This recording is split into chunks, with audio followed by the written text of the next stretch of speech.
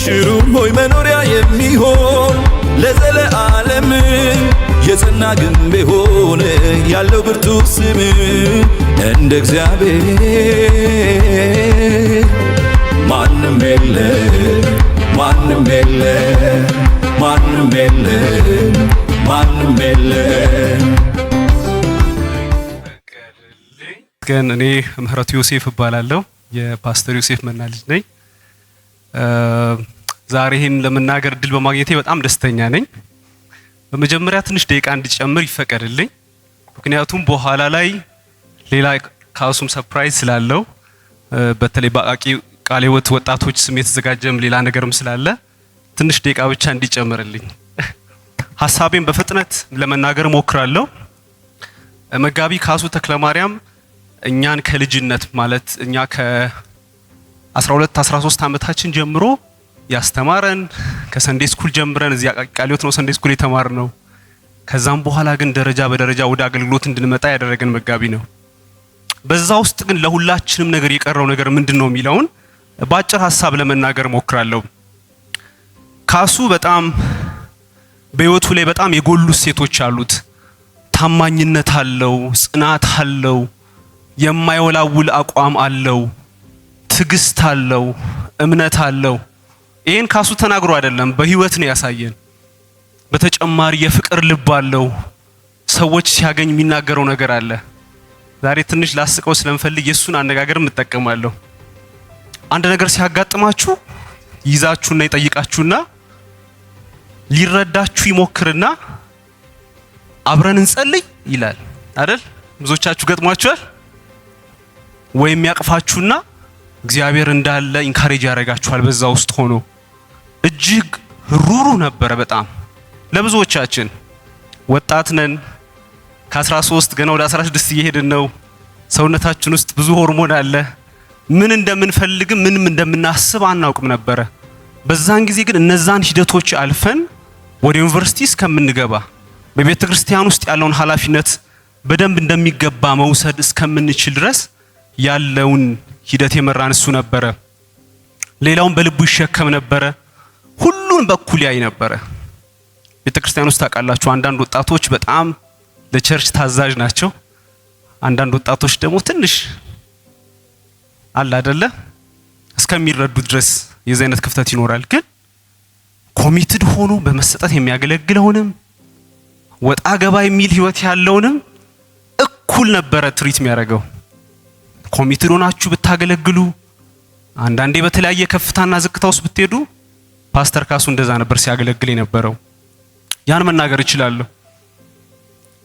ከዚህ የተነሳ ምን እንመለከታለን ስንል በተለይ ሐዋርያው ጳውሎስ ለጢሞቴዎስ የተናገረው ይሄን ነበረ። አንተ ግን ትምህርቴን፣ አካሄዴን፣ ሐሳቤን፣ እምነቴን፣ ትዕግስቴን፣ ፍቅሬን፣ መጽናቴን፣ ስደቴን፣ መከራዬን ተከተልክ። አንተ ግን በተማርክበትና በተረዳህበት ጸንተህ ኑር ካለ በኋላ ከማን እንደተማርከው ታውቃለህ እያለ ይናገራል። እዚህ ላይ ይሄ ቃል በቅንፍ እዚህ ጋር ፓስተር ካሱ ብዬ መክተት እችላለሁ። ለኔ በጣም ትልቅ መርህና ትልቅ አርአያ ሆኖኛል። በተለይ ባደግንበት የወይራ ቃለ ሕይወት ቤተክርስቲያን ውስጥ ለብዙዎቻችን በጣም ጠንካራ የሆነ መርህ ሆኖናል። አሁን ግን ስናስበው ይገርመናል። እኔ በማገለግልበት ቸርች ውስጥ ፓስተር ሆኜ ያገለግላለሁና በልጅነት እድሜ ዛሬ ለወንጌል እንወጣለን ይለኛል። ጀሞ ባይዘዌ አሁን ኮንዶሚኒየም የተሰራበት የምታውቁት ሳይሆን ጀሞ ማለት ተራራ ነው፣ በጣም ትልቅ ተራራ፣ የወይራ ተራራ የሚመለክበት አድባር ያለበት ተራራ ላይ ይዞኝ ይሄዳል። በጣም ድካም አለው። በዛ ውስጥ ይወስደኝ ነበረ። መንገድ ላይ ለማያውቀው ሰው አስቁሜ እንዴት መመስከር እንደምችል በዛ ውስጥ ያሳይ ነበረ። ዛሬ ደግሞ ሰው ምን ጠይቅበት ጊዜ ነው ብሎ ደግሞ እጃችንን ይዞ ከወጣት አንዳንድ ሰው እየወሰደ በየጊዜው የሚወሰዱ አይቀርም አንድ ቤት ይሄዳል። ለዛ ሰው ለታመመ ሰው ይጸልያል። በእያንዳንዱ ሂደት ውስጥ ደረጃ በደረጃ እንድናድግ ያደርግ ነበረ። ስለዚህ በዛ ሂደት ውስጥ ትክክለኛ የሆነ ልክ ጳውሎስ ትክክለኛ መንፈሳዊ አባት በመሆን ለልጁ ለጢሞቴዎስ እንዳስተማረው በዚህ አይነት መልኩ እንድንማር አድርጎናል። በአጠቃላይ በወይራ ቃለ ሕይወት ውስጥ ባደግን ወጣቶች ላይ የገነባው ነገር ምንድነው ብለን ስንመለከት ጠንካራ ህብረት እንዲኖርን አድርጓል። በተለይ ቤት ለቤት እያንዳንዱ ቤተሰብ እርስ በርሳችን እንድንገናኝ አድርጎናል። እስከዛሬ ድረስ የራሴ ወንድሞቼ አሉ፣ ግን ከወንድሞቼ ውጪ የሆኑትን የሌላ ቤተሰብ ያሉት ወንድሞችን እስከዛሬ እንደ ወንድም እንድንተያይ እርስ በርሳችን እንድንጠባበቅ የሚያደርግ ጠንካራ የሆነን ህብረትን በዚህ ውስጥ ገንብቷል። ሌላ ለህይወታችን ግንባታ በጣም መሰረታዊ የሆኑ ዛሬ ገርመኛል፣ ደረጃ በደረጃ በጣም ብዙ ትምህርቶችን እንማር ነበረ። ቅዳሜ ከከሰዓት አይቀርም ማለዳ በዛ እድሜያችን ከ12 ሰዓት ተኩል ጀምሮ ከ12 ሰዓት ተኩል እስከ 3 ሰዓት ተኩል የትምህርት ጊዜ ነበር። ከዛም በኋላ ነበር ወደ አምልኮ ምን ሄደው። በመሀከል ላይ ያንን ከመራ በኋላ አካባቢያችን በጣም ሩቅ ስለነበረ አገልጋዮችን ለመቀበል ወደ ታክሲ ተራ ይሄዳል። ፕሮግራም እየመራ አንድ ሰው ተክቶ ከዚያና አገልጋይ ተመልሶ ይዞ ይመጣል፣ ይሸኛል። በብዙ መልኩ ሊጠቅሙ የሚችሉን ሰዎች ወደዛ ይጋብዝ ነበርና በብዙ መልኩ ህይወታችን በዛ ውስጥ እንዲያድግ አድርጓል። ሌላ ደግሞ በጣም ትልቅ በህይወታችን ላይ እስከዛሬ የጠቀመን ነገር ጸጋችን እንድንለይ አድርጎናል። ጸጋችን ምንድነው? በህይወታችን ላይ ያለውን ጸጋ እንዴት ነው መለየት የምንችለው ብሎ ደረጃ በደረጃ አንዳንዶቹን ያወቃቸውን በዚህ በኩል ብትሄዱ ጥሩ ነው ብሎ በመምከር ስልጠናዎች እንድንወስድ አድርጎናል። በተለይ በዛ ቸርች ውስጥ ምንም አይነት ሙዚቃ መሳሪያ በሌለበት ጊዜ 3 ልጆችን እኔና አንድ ወንድሜ ሌላ ምህረቱ የሚባል ሌላ ደግሞ ሳምሶን ነገራ የሚባል ልጅ አንድ ላይ በማድረግ ወደ ሙዚቃ ትምህርት ቤት በመላክ ያለንን ችሎታ ያለንን ነገር እንድናዳብር አድርጎናል። ምንም አይነት ሙዚቃ መሳሪያ በሌለበትና ደረጃ በደረጃ በህይወታችን ላይ ብዙ ነገሮችን እንድናዳብር በዚህ ውስጥ እንዳደረገ እንመለከታለን። ሌላኛው ተግባራዊ ልምምድ ነው። ቅድም እንዳልኳችሁ አስተምሮ ብቻ አልቀረም፣ በየጊዜው እድል ይሰጠን ነበረ። አንድ እሁድ እንድናገለግል፣ አንድ ቦታ ላይ መምጣት እንድንችል። በህይወቴ በጣም ማረሳው እዚህ አቃቂ ቃለ ሕይወት ይሄኛው አዲሱ ህንጻ ከመሰራቱ በፊት ያለበት ቦታ ኳየሮችን አሰልጥኖ በዛ ካደግን በኋላ በዛን ጊዜ የኳየር ልብሳችን ትልቅ ነው ማሰብ ትችላላችሁ።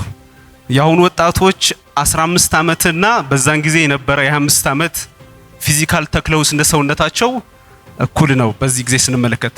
ስለዚህ በዛን ጊዜ በጣም ትንሾች ሆነን አቃቂ ቃለ ሕይወት መተን በኳየር እንድናገለግል፣ ይቅርታ እዚህ ጋር ድምጽ አለ።